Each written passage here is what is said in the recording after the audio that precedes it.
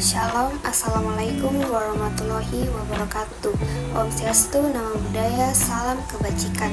Pada kesempatan ini, saya akan mempresentasikan tugas biomedik saya. Sebelumnya itu, saya akan memperkenalkan diri saya.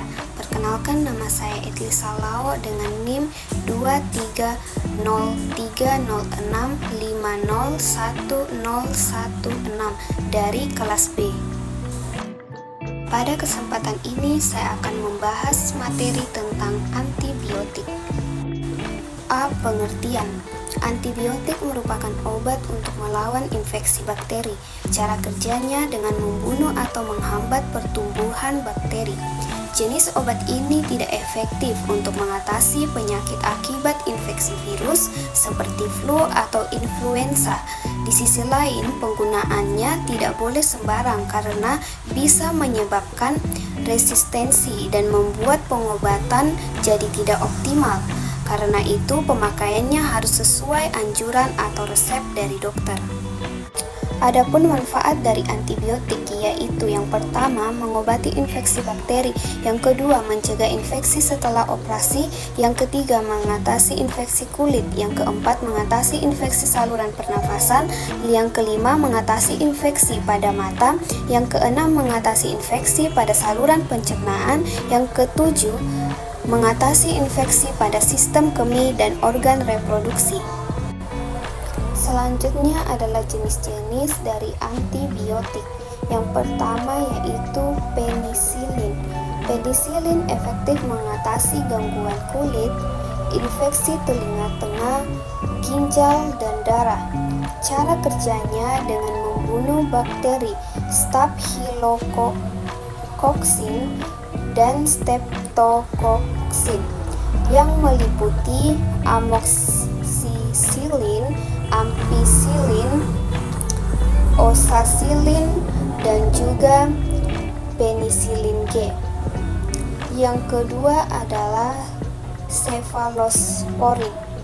Obat ini berguna untuk mengobati gonore, penyakit radang panggul, dan juga sinusitis. Aktif juga untuk mengatasi infeksi saluran kemih atau ISK,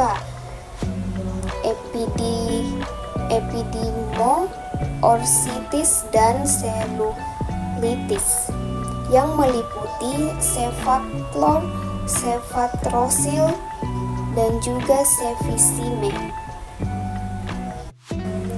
Jenis yang ketiga adalah tetrasiklin. Tetrasiklin adalah obat yang bersifat anti radang. Kelompok obat ini mengatasi infeksi pada dada, uretra, dan panggul, mengobati kondisi kulit seperti jerawat, rosacea, dan dermatitis perioral, yang meliputi yang pertama doxycycline dan juga minoxidil. Jenis yang keempat adalah makrolida. Obat ini biasanya digunakan untuk mengobati infeksi kulit, jaringan lunak, pernafasan, dan penyakit menular seksual yang meliputi clarithromycin dan juga erythromycin.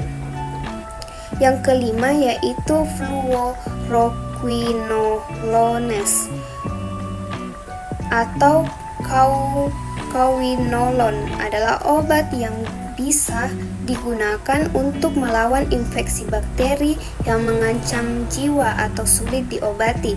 Ini sering digunakan sebagai pengobatan lini pertama untuk prostatitis yang meliputi yaitu yang pertama ciprofloxacin dan juga levofloxacin. Yang keenam yaitu aminoglikosida. Aminoglikosida adalah jenis yang biasa digunakan untuk mengatasi gangguan seperti bakteremia, infeksi tulang, fibrosis kritis, diare, meningitis, tuberkulosis, atau infeksi ginjal, yang meliputi yaitu yang pertama paramisin, amikacin, dan juga kanamisin. Jenis yang ketujuh adalah linsosamidi. Antibiotik ini berfungsi untuk mengobati dan mencegah beberapa gangguan akibat infeksi bakteri, misalnya infeksi saluran pencernaan, infeksi saluran pernafasan, infeksi tulang dan sendi, peritonitis, dan infeksi bakteri vagina yang meliputi yang pertama sindamisin dan juga linsomisin. Jenis yang ke-8 yaitu glikopeptida. Glikopeptida adalah jenis obat yang berfungsi untuk mengatasi diare akibat bakteri Clostridium difficile, infeksi kulit, dan endokarditis. Jenis obatnya meliputi vancomycin. Yang ke-9 adalah carbapenem.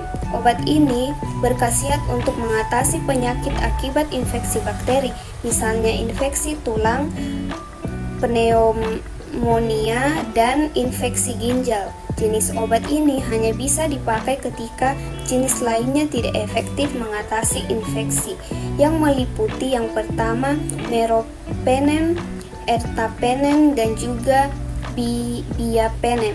Yang terakhir adalah sulfa atau sulfonamida. Obat golongan sulfa ini berkhasiat untuk mengatasi infeksi saluran kemih, bronkitis, meningitis bakterial, pneumonia, dan infeksi mata atau telinga, yang meliputi sulfametroxazole dan juga sulfadiazin. Selanjutnya adalah farmakokinetik dari antibiotik. Cara pemberian obat antibiotik. Pada cara pemakaian antibiotik ada 3 cara yang bisa dilakukan. Yang pertama yaitu penggunaan secara oral atau melalui mulut berupa pil, kapsul, atau cairan. Yang kedua adalah topikal berupa krim, semprotan, atau salep yang bisa digunakan dengan cara dioleskan pada kulit. Selain pada kulit, antibiotik topikal juga dapat berbentuk sebagai salep mata, obat tetes mata, atau obat tetes telinga. Dan yang ketiga adalah berupa suntikan atau intravena. Antibiotik jenis ini biasanya digunakan untuk mengatasi infeksi yang lebih serius.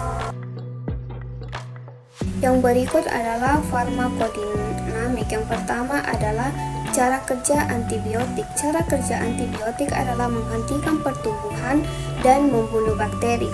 Tubuh membutuhkannya ketika imunitas tidak kuat lagi untuk menghancurkan bakteri. Yang pertama langkah-langkahnya yaitu menyerang dinding atau lapisan bakteri di sekitarnya. Yang kedua mengganggu reproduksi bakteri. Dan yang ketiga menghalangi produksi protein pada bakteri.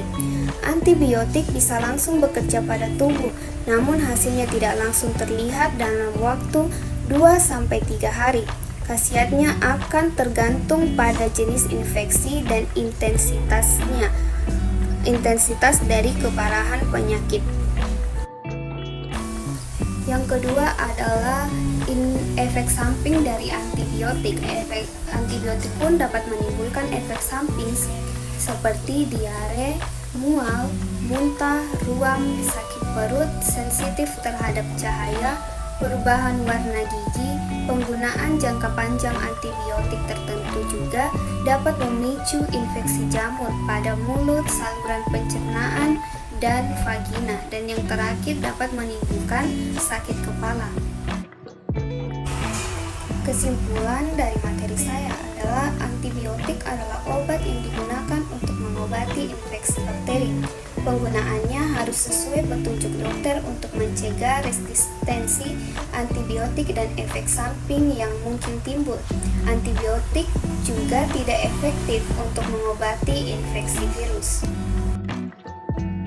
Dan ini merupakan referensi yang saya ambil untuk materi saya.